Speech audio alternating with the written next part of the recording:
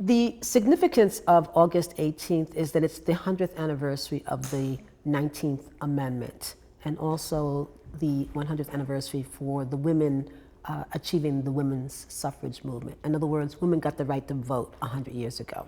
What is significant about this for, well, women, is that at that time there was segregation.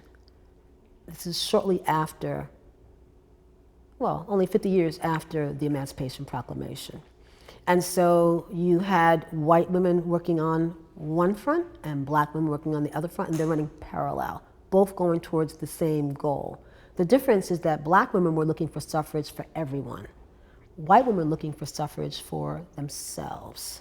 And so when you look at somebody like Sojourner Truth, it's important because she too was looking for suffrage for everyone. And so a lot of people don't know about her.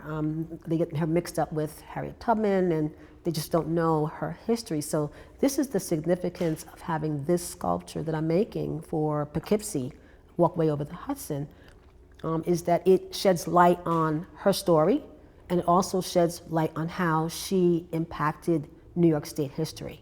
More than any other year is the year that we all have to get out and vote.